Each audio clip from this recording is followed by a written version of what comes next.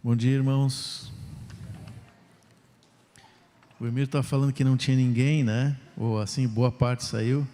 Eu lembrei de um ditado antigo que falava que quando os gatos saem, os ratos tomam conta, né, minha? Mas isso é outro tempo, não é mais assim, né? Brincadeira. Mas é uma alegria estar aqui com vocês. Somos vizinhos. E a igreja é uma só, né?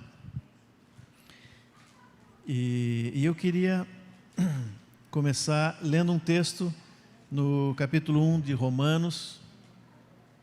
Se vocês puderem me acompanhar, só na leitura, porque eu acho que às vezes as versões são diferentes, né? Mas sempre é bom olhar, acompanhar a leitura, de preferência no papel. Nada contra o celular, mas o papel tem seu valor, né?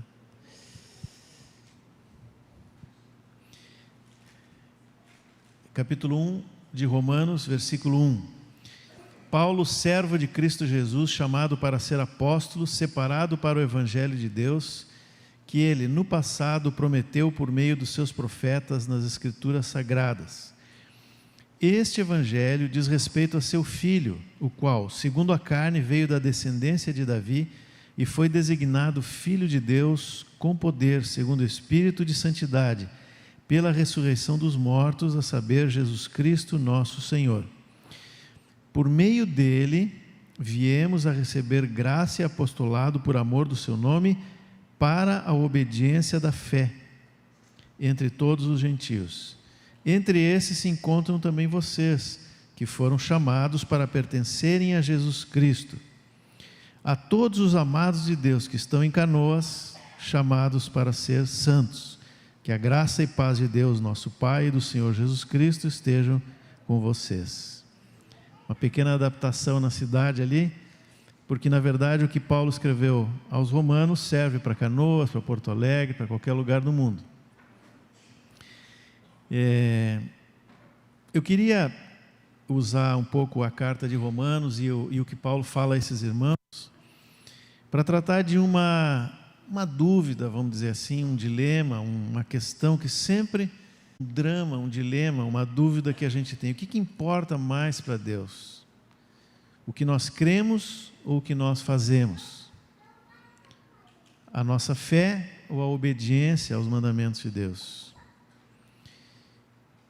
Já vou adiantar para vocês que Deus não abre mão de nenhum nem do outro, né? Os dois são importantes. Estava lembrando que no capítulo 11 de Hebreus, versículo 6, diz assim: sem fé é impossível agradar a Deus. Base.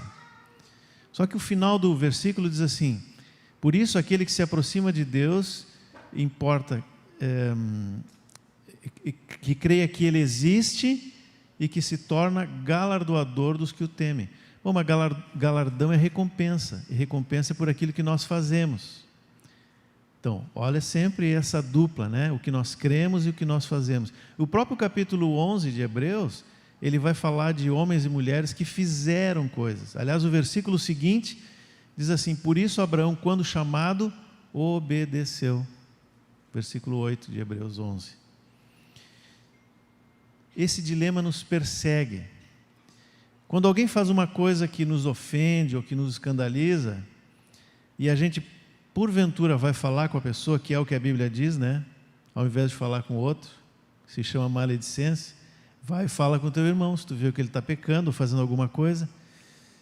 Muitas vezes, não raras vezes, eu ouvi, quando alguém é confrontado com alguma atitude que não é adequada, a resposta é assim: ah, mas tu não está considerando a minha motivação. E está certo, porque eu não conheço a motivação do coração do meu irmão.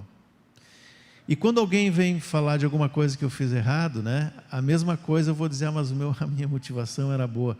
Então, o que de fato conta para o Senhor? Aquilo que nós cremos, a nossa motivação, o que está no interior, ou aquilo que vem para fora, que é exteriorizado através de uma atitude? Esse drama, esse dilema, ele está na gênese do livro de Romanos. Paulo escreveu essa carta aos Romanos por causa desse problema. Eu não sei se vocês lembram que no capítulo 18 de Atos, Paulo conhece um casal chamado Áquila e Priscila. Depois vocês podem conferir lá, ver se eu não disse nada errado. E diz ali no capítulo 18 que Áquila era judeu, morava em Roma, mas precisou sair de Roma quando o imperador Cláudio expulsou todos os judeus de Roma. Depois eles voltaram, alguns anos depois foi autorizada a volta dos judeus. Mas esse movimento de saída criou uma coisa diferente naquela cidade. Já havia igreja em Roma, Paulo nunca tinha ido lá quando escreveu a carta, foi depois. Mas esses irmãos eram conhecidos, muitos deles que levaram o evangelho até os romanos eram judeus, que saíram de Israel e foram convertidos, né, ao Senhor, e que levaram o evangelho até Roma. Mas não só judeus, havia africanos, havia moradores de lugares mais ao norte de Israel. Você lembra do Simão Cireneu que carregou a cruz? Ele era de Cirene. Cirene é uma cidade ao norte de Israel, no Líbano, eu acho hoje, seria hoje, né? Eles moravam em Roma, porque Paulo fala do filho do Simão e da mulher dele, que ele tinha como mãe. Então Paulo tinha uma ligação com esses irmãos. Quando esses irmãos, que já moravam em Roma, que tinham uma igreja ali, e que certamente levaram muitos dos costumes judeus para aquela igreja, eles circuncidavam os meninos quando nasciam, eles tinham alimentos que eles comiam, outros não, eles tinham uma série de hábitos que eram próprios do judaísmo e que não alteravam em muita coisa a fé cristã. E eles levaram esses hábitos e os romanos adotaram os hábitos judeus. Quando eles saíram, a igreja continuou a crescer. Só que os novos convertidos não tinham mais essa referência das práticas judaicas. E a igreja continuou a crescer sem circuncisão, sem separação de alimentos, sem roupas especiais, sem rituais que eram típicos do judaísmo. Quando os judeus voltaram, aquela igreja que era tão unida experimentou a primeira divisão. Porque agora eles diziam, mas nós fomos salvos pela fé, nós cremos em Jesus, e isso basta. E os judeus diziam, não, mas vocês precisam se circuncidar, vocês precisam guardar os alimentos, vocês precisam... Isso não afeta a fé cristã. Bom, esse era o panorama, esse era o cenário que Paulo foi informado. Ele não tinha ido em Roma, mas ele foi informado por esses irmãos, e ele então escreve uma carta que é essencial, não só para os romanos, mas para nós. Porque esse dilema continua até hoje. Até hoje. E Paulo começa da melhor forma possível, porque ele põe todo mundo no mesmo nível. O capítulo 1 de Romanos é uma descrição assim, é o quadro da dor, né? Se a gente lê o capítulo 1 de Romanos, é terrível, é pecado atrás de pecado, cada vez pior. Mas ele põe todo mundo no mesmo ponto, ele diz, todos cometeram esses pecados. É interessante porque tem na lista de pecados de Romanos 1, tem alguns que são, e é uma lista muito atual, tem alguns que são claramente vistos do lado de fora e outros não. Fala de inveja, fala de orgulho, que nós podemos lutar contra isso, com isso também. Fala da desobediência aos pais. Uma vez eu ministrei com uma menina que ia se batizar e o pai estava em dúvida se ela tinha consciência de pecado, né? E eu disse, tu tem consciência de pecado? Ela, sim, eu desobedeço meus pais. Aí eu lembrei de Romanos 1. Então, Paulo colocou todo mundo no mesmo plano. Todos nós pecamos e carecemos da glória de Deus. É o que ele escreveu lá aos Romanos. Por isso, ele diz no capítulo 2, vocês não podem ficar julgando uns aos outros, porque todos nós fomos alvos da graça. E quando vocês julgam, aí Paulo repetiu o que Jesus disse, né? O critério com que vocês vão julgar o outro é o que vai valer para vocês. E esse era o problema naquele momento lá em Roma. Bom, alguém pode pensar assim, bom, então que maravilha, né? Tirei um peso hoje das costas, não preciso mais preocupar com isso pode, isso não pode, isso está certo, isso está errado, porque é tanta lei, tanta coisa, pode isso, não pode aquilo, eu nem sei o que pode, o que não pode. Então eu vou viver minha vida, porque no final Deus é misericordioso e vai dar tudo bem. Cuidado.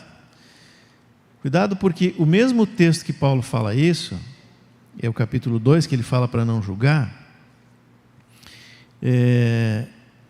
lá no versículo 6, ele falando do Deus que é misericordioso e que não permite que eu julgue o meu irmão, mas ele diz assim, esse mesmo Deus, né, retribuirá a cada um segundo as suas obras. Capítulo 2, versículo 6. Tem uma tradução que fala segundo o seu procedimento, ou seja, aquilo que vê do lado de fora. De novo, esse drama, né? Mas, olha só, versículo 13, capítulo 2 nós estamos falando, né? Versículo 13 diz assim, porque justos diante de Deus não são aqueles que somente ouvem a lei, mas os que praticam a lei é que serão justificados. Agora me deu um nó na cabeça, porque Romanos é o livro da justificação pela fé. Paulo diz que vão ser justificados por obras. Como que eu saio dessa encrenca aqui, né? Paulo não está falando que a lei é ruim, muito pelo contrário, ele vai dizer a lei é boa, ela é perfeita. O problema somos nós, especialmente porque nós queremos praticar ou cumprir a lei exteriormente, não tendo condições em nós mesmos para isso, que foi o que ele falou no capítulo 1. E ele continua lá, capítulo 3, 4 e 5, descrevendo o fracasso de Adão e de toda a humanidade em tentar agradar a Deus com as suas próprias forças. Não consegue. Na base do conhecimento do bem e do mal, não consegue agradar a Deus.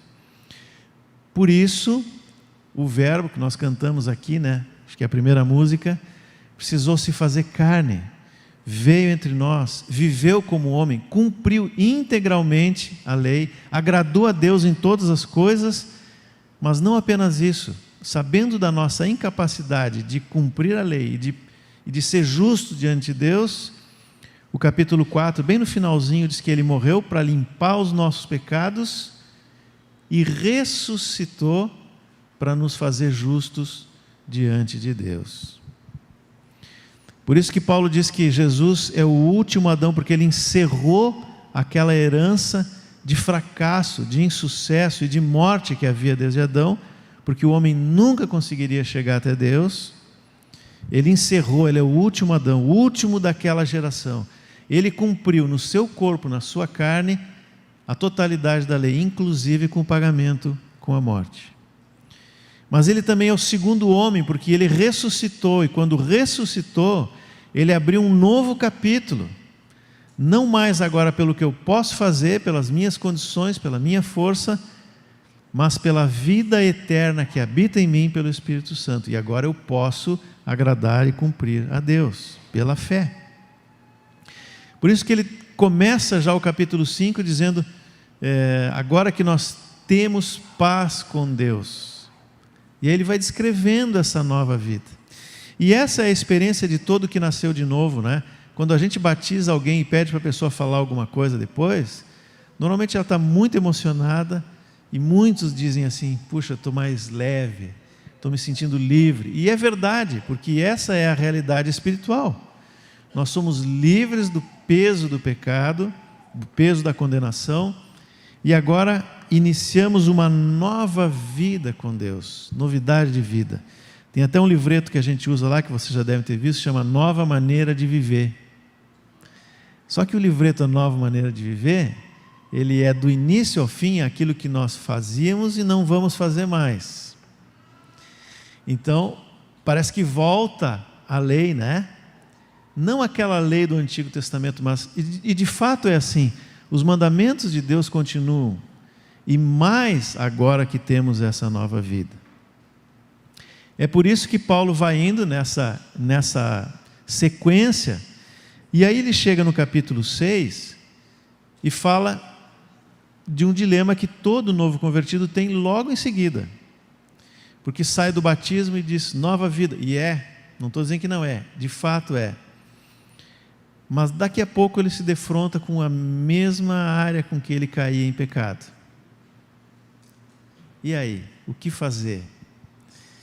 Muitas vezes, essa pessoa tem vitória sobre aquele pecado, sobre muitas áreas da vida, a gente vê isso, né? Coisa linda é ver alguém que se converte e muda, Eu tinha um primo da minha esposa que era policial civil, mas não por ser policial, mas ele era um homem violento em vários sentidos, assim.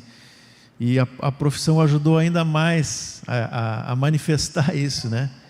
Quando ele se converteu, a transformação foi assim tremenda nessa área da vida dele. Até hoje, é um homem extremamente manso, Deus transformou. E assim acontece conosco. Mas existem áreas da nossa vida em que é muito difícil abandonar aquilo que nos incomoda.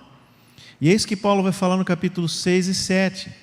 O capítulo 6 começa com uma pergunta que eu acho que alguém deve ter feito para Paulo lá em Roma, né? Ele estava naquele dilema lá com os judeus, e é a graça, é a lei, é a fé, tudo, né? E alguém deve ter feito essa pergunta, né?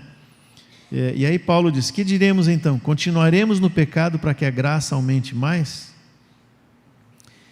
E esse é um problema que hoje está de novo muito em voga, né? É muito forte essa voz dentro da igreja, especialmente igreja evangélica, de que temos a graça, podemos continuar vivendo do mesmo jeito, né? Paulo responde: de modo nenhum. 6,2: como viveremos ainda no pecado, nós que já morremos para ele? E ele fala do batismo e tudo mais.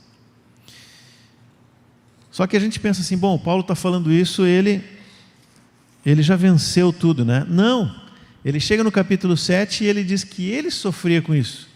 Ele diz: olha, o que eu quero fazer, eu não consigo, e o que eu não quero, muitas vezes eu acabo cometendo.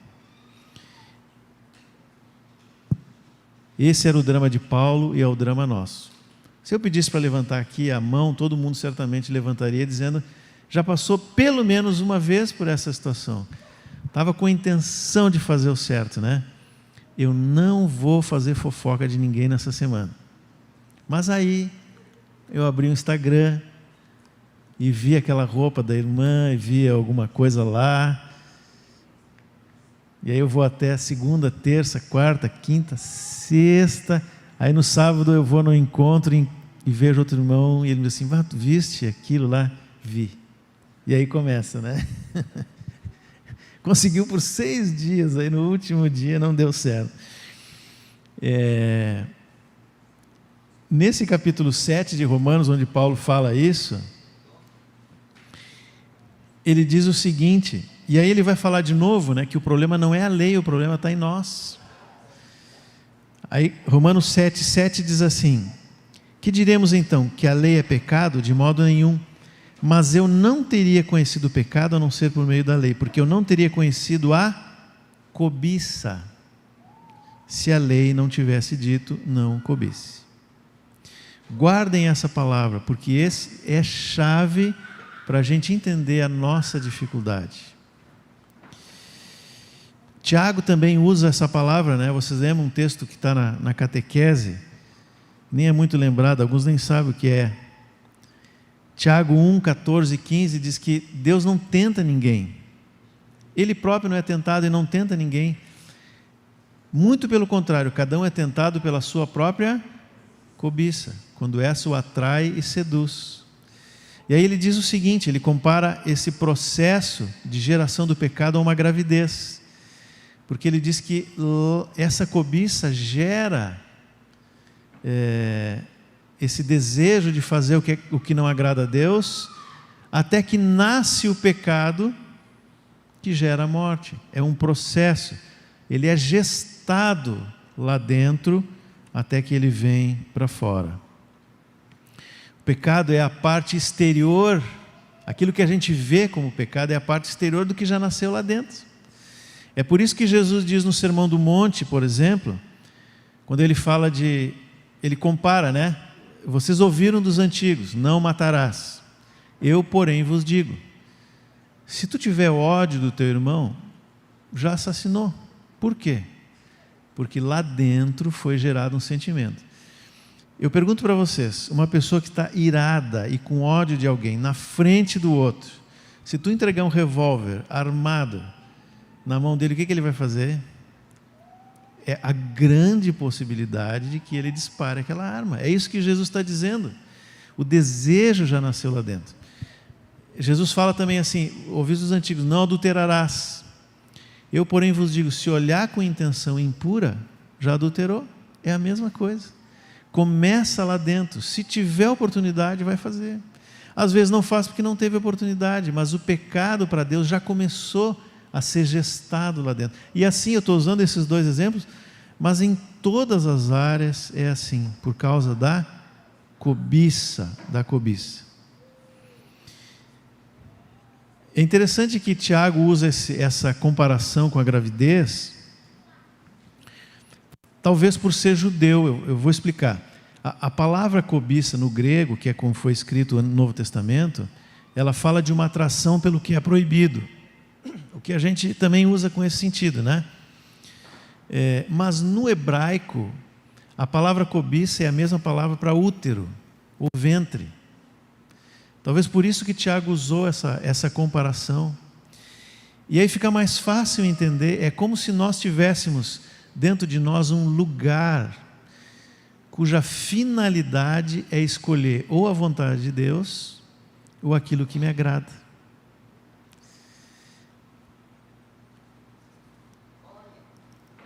Eclesiastes 11:9 é um texto conhecido que diz assim: alegre-se jovem na sua mocidade e que o seu coração lhe dê muita alegria nos dias da sua juventude. Ande nos caminhos que satisfazem o seu coração e agradem os seus olhos. Saiba, porém, que de todas essas coisas Deus lhe pedirá contas. Todos nós temos esse espaço, esse lugar onde nós temos para manifestar o nosso desejo ou para agradar a Deus. Essa palavra no hebraico, ela também é traduzida como ventre, como útero, como cobiça, como íntimo, como coração. Muitas vezes que vocês leem no Antigo Testamento algum versículo que diz do coração ou no coração, pode ser a mesma palavra, ou seja, é lá dentro, na nossa alma, que nós vamos escolher por agradar a Deus ou não. E eu não estou falando só de pecado, tá? E aqui vão acrescentar algo mais. Algumas coisas podem ser pecaminosas, outras não. A cobiça faz com que eu escolha pelo meu gosto, às vezes pela beleza, pela estética, uma roupa, alguma cor de cabelo, alguma coisa assim. Não é pecado escolher uma roupa que eu gosto mais, ou pintar o cabelo, ou fazer isso, aquilo, não é pecado. Mas às vezes isso é tão forte que responde a uma cobiça no meu coração. O gosto, o paladar é outra coisa, né? Às vezes tem pessoas que não podem comer um alimento por questão de saúde, está destruindo o santuário do Espírito Santo, que é o nosso corpo, mas não consegue largar por causa do gosto, do paladar. Moda, aceitação dos outros. Às vezes a gente faz coisas que não são as melhores, mas para eu ser aceito no meio. Entre adolescentes isso é muito comum, é um momento de afirmação da personalidade. Por isso a participação dos pais é essencial nessa hora. Mas enfim, qualquer tipo de preferência em que eu opto sem saber se agrada a Deus, pode ser um laço, um problema para mim. Sabe por quê? Porque aquilo que eu faço sem consultar o Senhor, saber se é realmente a vontade de Deus, seja pecado ou não, Ele vai saciar o meu desejo por um tempo, e logo em seguida eu preciso alimentar de novo. Tem um versículo de Provérbios 27, 20, que diz assim: o mundo dos mortos e o abismo nunca se fartam, e os olhos do ser humano nunca se satisfazem. Não é assim? A gente não experimenta isso? Todo mundo experimenta isso em alguma área da vida. Para alguns, sei lá, o carro não tem a menor importância, né? Nesse ponto eu posso dizer, porque eu tenho outras áreas, mas nesse não faz diferença. Inclusive na limpeza. Às vezes a minha esposa diz, não, acho que tem que lavar o carro, né? Carro para mim é transporte, mas para outras pessoas aquilo é tão forte que não pode ter um risquinho, uma coisinha, nada, né? Para outra é outra coisa. Eu estou dando exemplos aqui. Essas coisas estão lá dentro e elas são importantes para nós, mas se eu tentar saciar o meu desejo com as coisas exteriores, com essas coisas, eu vou voltar a ter fome, sede, né? Usando essa expressão do saciar. Porque só o que vem de Deus realmente me satisfaz. Vocês lembram da conversa de Jesus com a mulher samaritana? Está lá em João 4. É uma conversa, assim, se eu ler rápido é estranha, né? Porque a impressão que eu tenho é que Jesus foi até aquele lugar apenas para encontrar aquela mulher. E de fato, o relato bíblico fala que ele foi lá e depois foi para outro lugar. E só falou com ela. Não, no outro dia ele falou com os samaritanos, né? Mas ele foi especialmente para encontrar aquela mulher. E ele senta do lado de um poço, onde ela vinha tirar água, e ela chega e ele pede água. Ela poderia ter entregue o copo d'água, copo não, né? Alguma coisa com água, ou não, mas ela começou uma conversa com Jesus. E ela começa falando da sua insatisfação, porque havia um problema entre judeus e samaritanos. Ela disse: tu é judeu, sou samaritano, tu é homem, tu é mulher. Ela está dizendo: eu sou inferior, né? Eu sou inferiorizada, e tu vem me pedir água. Aí Jesus dá uma resposta que surpreende ela, porque ela diz, Jesus diz: eu tenho água viva, quem beber de mim jamais terá sede. E ela diz: então eu quero essa água. Todo dia ela ia buscar água, né? Imagina ter uma água que ela não precisasse ir de novo no poço, né? Mas era de outra coisa que Jesus estava falando. Aí ele diz assim: então vai e busca o teu marido.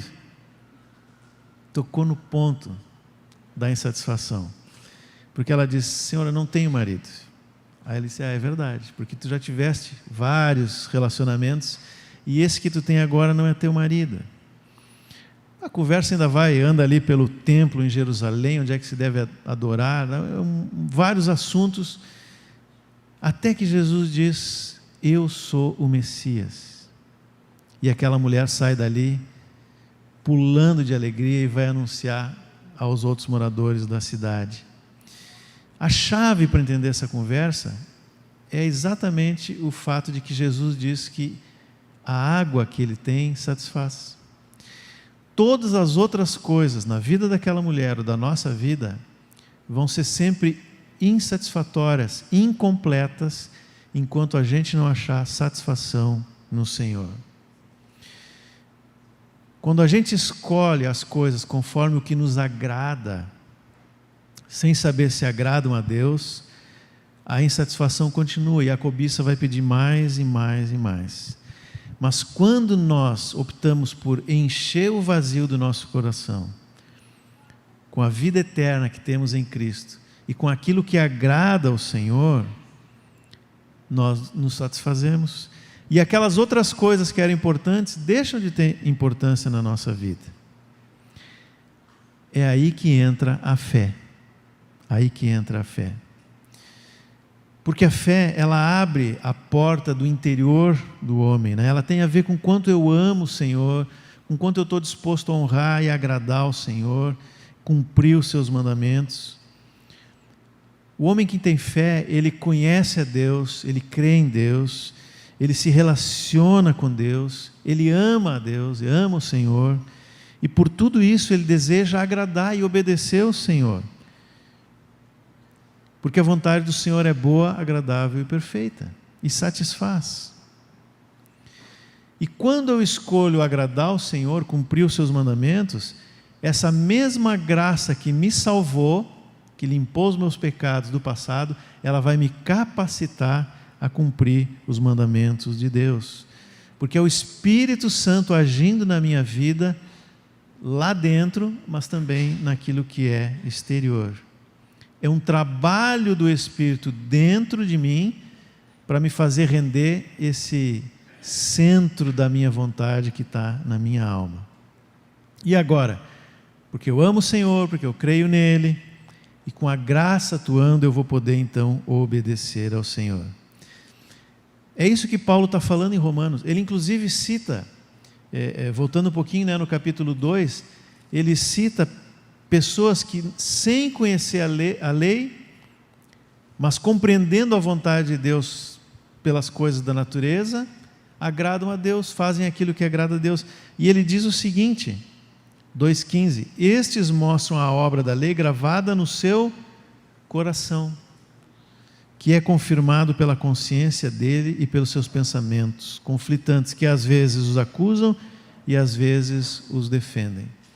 Isso é outra coisa importante, né? Sempre quando nós estamos diante de uma situação, pelo menos na primeira vez, pode ter certeza que o Espírito Santo lá na nossa consciência vai dizer: isso não é legal.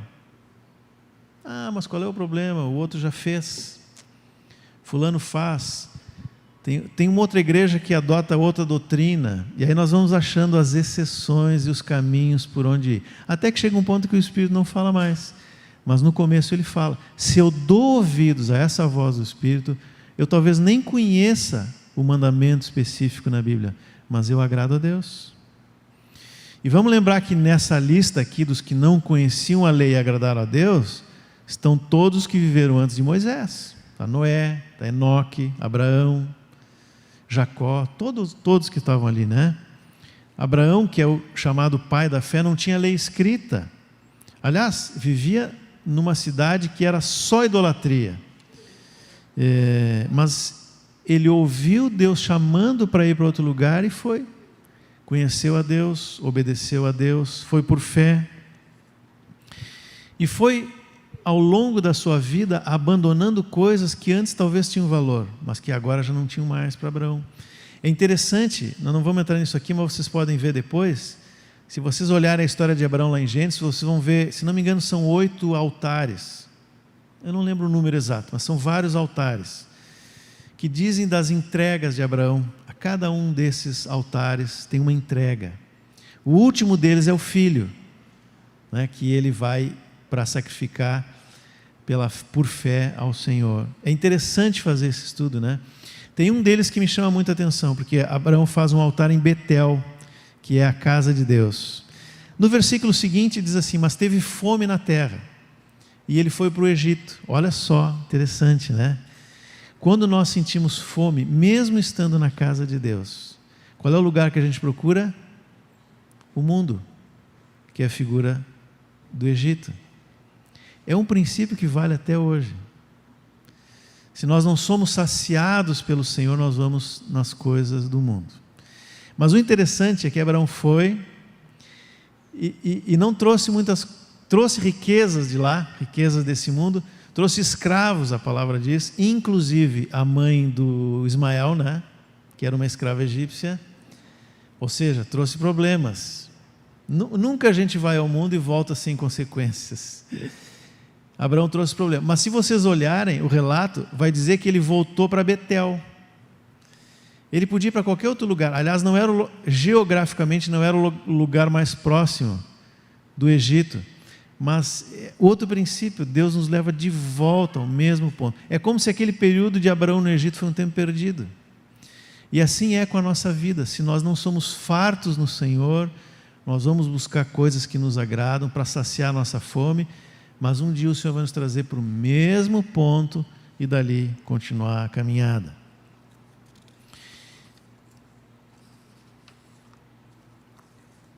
Eu falei que hoje esse dilema da fé e da obediência está bem vivo, né? Não foi só nos Romanos, não foi só ali com Abraão, com todo mundo que viveu e passou por esse dilema. Hoje ainda é assim, e parece que ressurgiu de uma forma muito forte. Uma das coisas que se ouve falar muito hoje é uma doutrina chamada da hipergraça, que basicamente diz o seguinte: a graça é superior ao pecado, é superior à minha força, e isso é verdade, é pura verdade. Só que a consequência na doutrina da hipergraça, que na verdade é um desvio do nome, né? É dizer o seguinte: se a graça é superior a tudo, então eu posso continuar vivendo a minha vida, porque a graça vai me livrar, vai continuar me limpando, me purificando, e eu não preciso mudar. Mas olha a incoerência.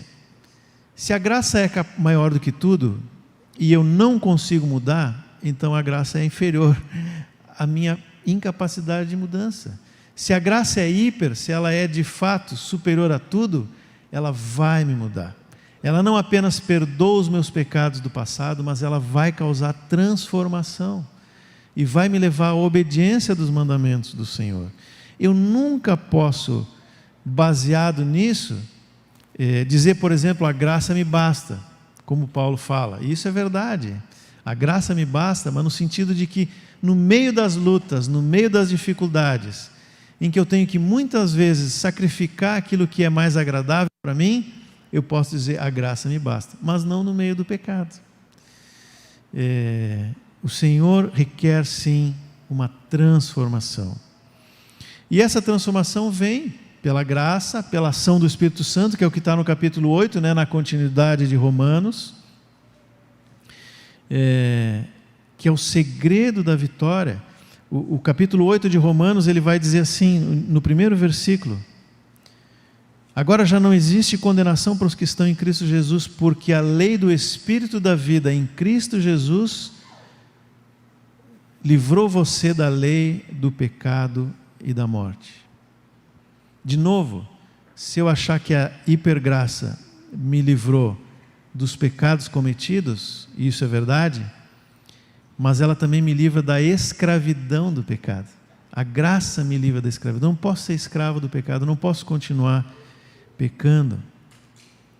E o segredo está no próprio capítulo 8, acho que é versículo 6, fala da inclinação ou para a carne ou para o espírito. Esse é o nosso ponto hoje. Nós que fomos salvos pela graça, pelo sacrifício de Jesus, agora recebemos o Espírito Santo, vivemos pelo Espírito, a única coisa que precisamos fazer é nos inclinar para o Espírito. Mas se nos inclinamos para a carne, é como o ímã puxando ferro, né? Você sabe como funciona, chega perto, em seguidinha vai juntar. O que isso tem a ver comigo na prática? Há muitas coisas nessa vida e nessa terra que nos atraem os nossos olhos, atraem o nosso gosto. Eu já falei que algumas são claramente ilícitas. Eu não tenho dúvida em dizer que são pecaminosas. Outras não. Aquelas que são pecaminosas e ilícitas, eu não preciso dar exemplos, né? Todos sabemos. Mas há outras coisas que, mesmo sendo lícitas, ou mesmo não tendo uma regra clara na palavra, elas não nos aproximam de Deus. Às vezes até nos afastam, vão nos enfraquecendo na fé. Podem ser um obstáculo à nossa comunhão com o Senhor. Se a coisa em si não é pecado, o problema está na minha motivação. Por que eu faço aquilo? Por que eu uso isso? Por que eu faço desse jeito?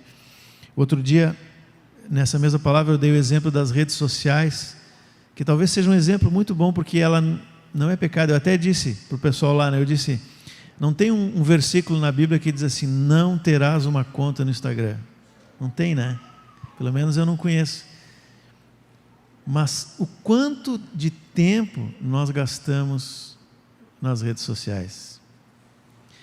Mas, às vezes, gera ou cobiça, ou impureza, ou inveja, ou o que eu faço gera inveja no outro. Outro dia eu ouvi alguém dizer que quando eu faço algo para mostrar alguma coisa e gero inveja no outro, né? O meu pecado é igual ao dele, se a minha intenção foi essa. Nós precisamos realmente saber que existe uma cobiça dentro de nós. Existe uma motivação pela qual eu faço qualquer coisa.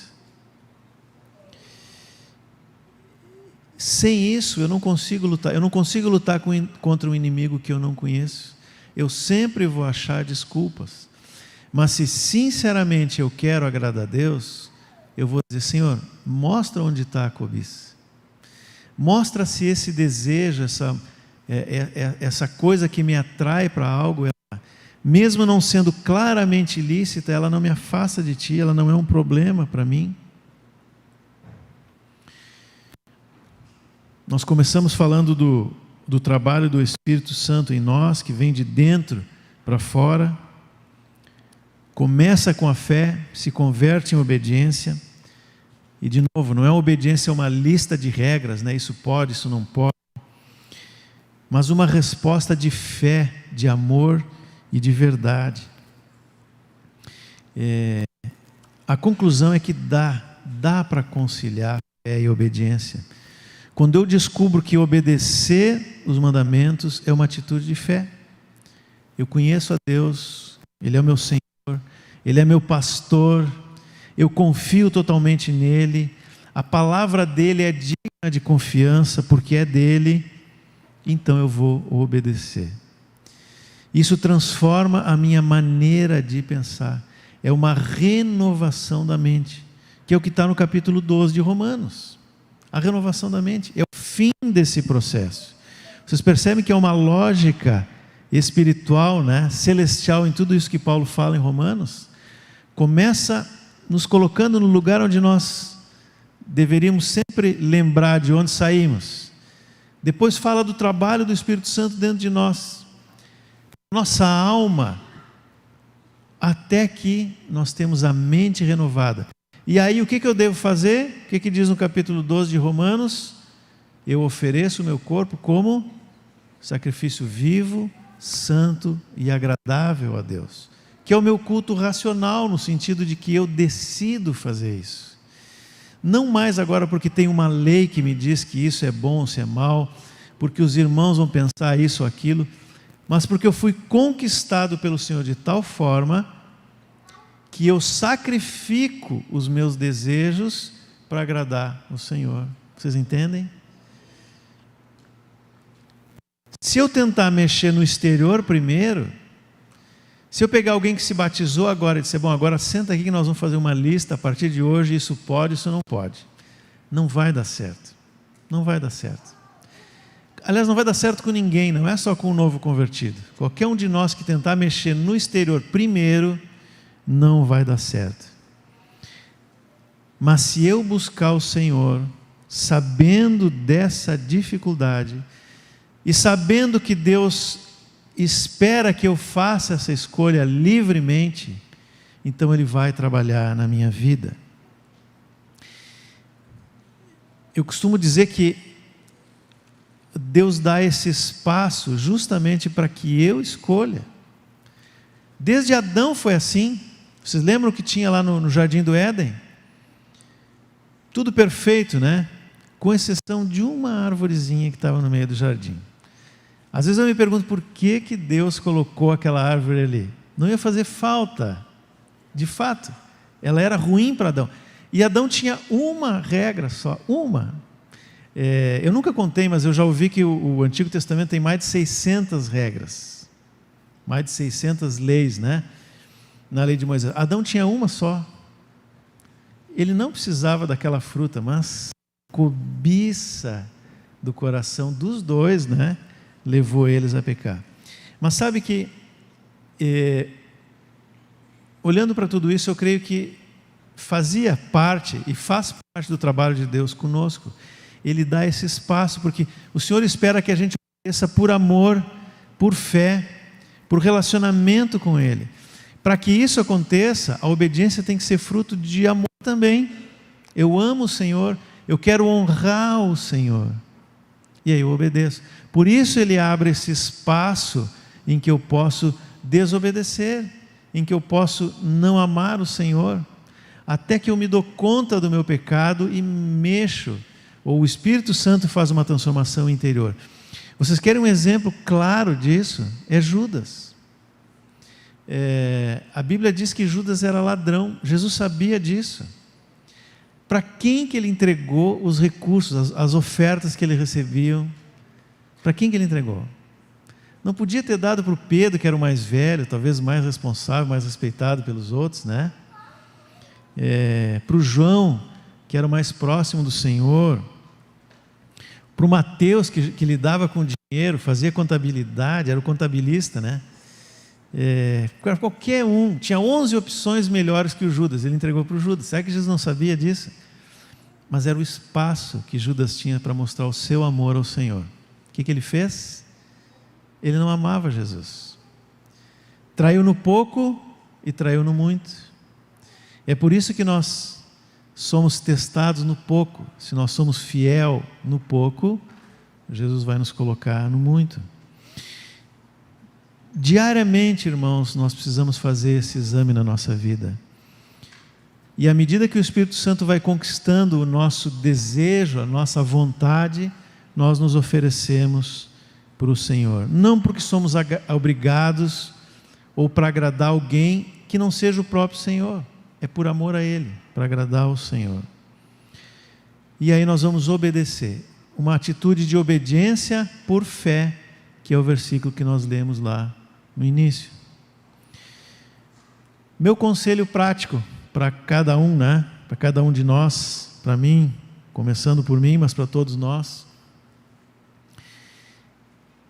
Nós precisamos reconhecer que há esse lugar de cobiça dentro do coração. Sem isso, nós não conseguimos vencer. Esse é o primeiro passo.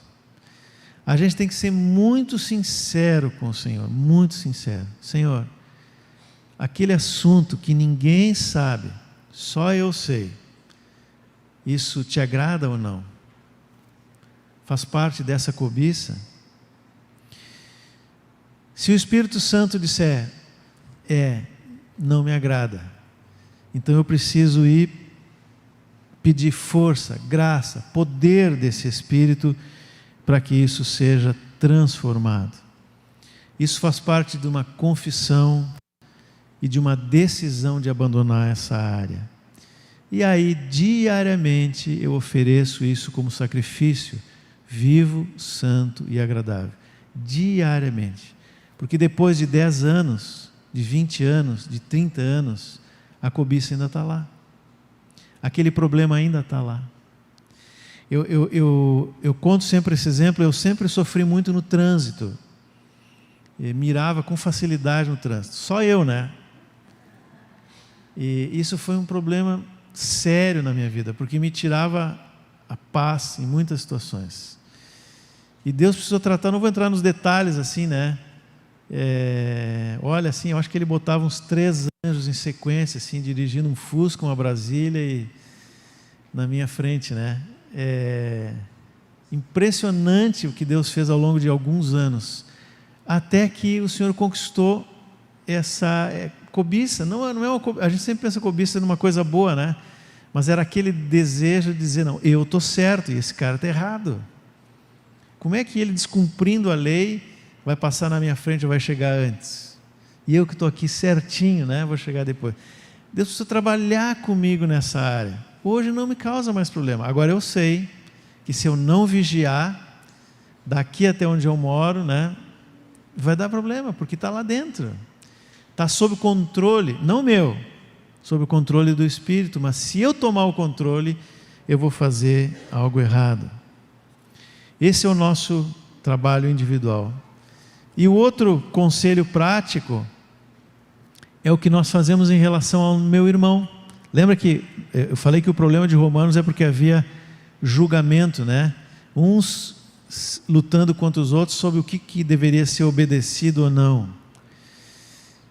Quando nós vemos uma dificuldade no nosso irmão,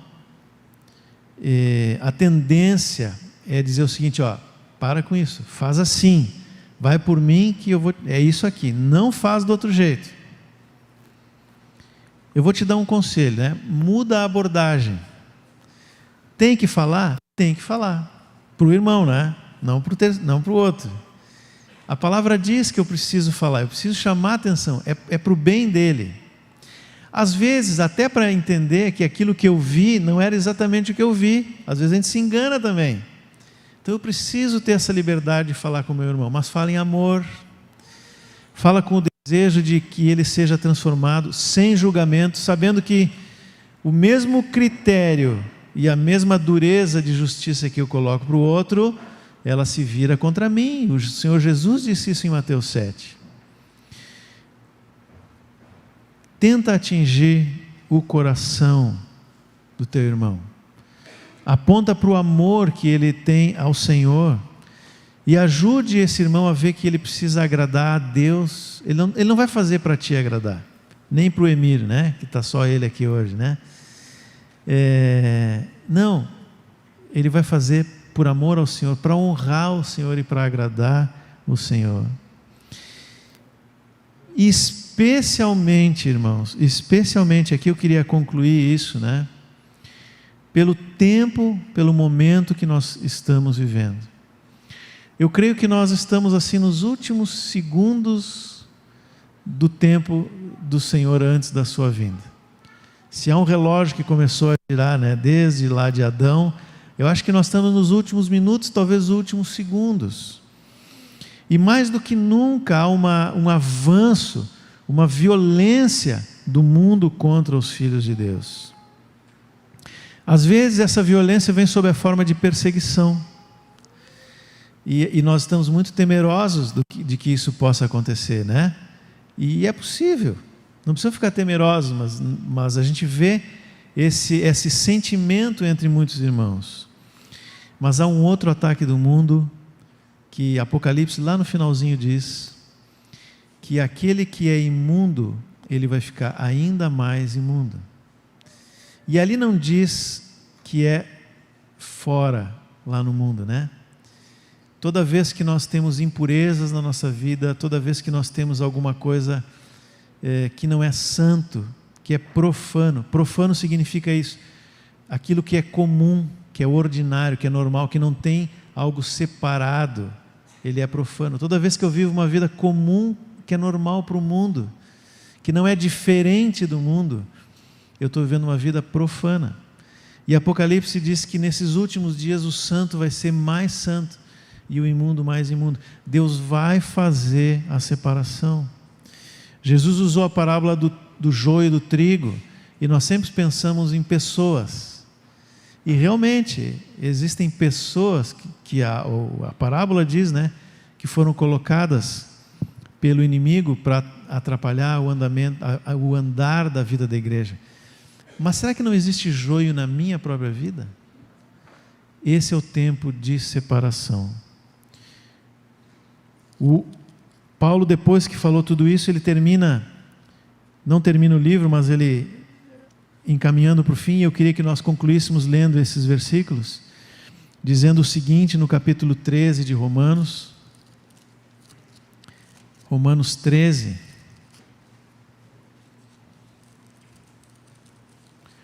que é um alerta, era um alerta lá, mas é um alerta muito maior para nós. Romanos 13, 11. E digo isto a vocês que conhecem o tempo, já é hora de despertarem do sono, porque a nossa salvação está agora mais perto do que quando no princípio cremos. Vai alta a noite e o dia vem chegando. Deixemos, pois, as obras das trevas e revistamo-nos das armas da luz. Vivamos dignamente como em pleno dia, não em orgias e bebedeiras, não em imoralidades e libertinagem, não em discórdias e ciúmes, mas revistam-se do Senhor Jesus Cristo e não façam nada que venha satisfazer os desejos da carne. Amém? Essa é a palavra do Senhor para nós hoje. Que o Espírito Santo possa sondar o nosso interior, o nosso coração, mostrar onde está a nossa cobiça, e que esse mesmo Espírito nos dê graça, força, poder para vencer aquilo que não agrada a Deus. Amém? Senhor, nós falamos de algo, Senhor, que é tão profundo, Senhor, muitas vezes para nós, tão difícil também às vezes para cada um de nós, mas se a Tua palavra diz que é possível viver essa vida em santidade, nós cremos nessa palavra e nós clamamos a Ti, Senhor. Nós queremos viver assim. Nós queremos conquistar o mundo não por uma eleição ou por um governo, nós queremos conquistar o mundo pelo testemunho, Senhor, de uma vida santa, separada a Ti. Aconteça o que acontecer, em nome de Jesus. nós nos oferecemos, como a palavra diz, Senhor, nesse dia a Ti como sacrifício vivo, santo, que Te agrada, Senhor. Tu não te agrada com a nossa dor, com as nossas lutas, Tu te agrada com a nossa entrega, e é isso que nós queremos fazer, Senhor. Nos dá sabedoria para viver nesses dias, Senhor, em nome de Jesus. Amém.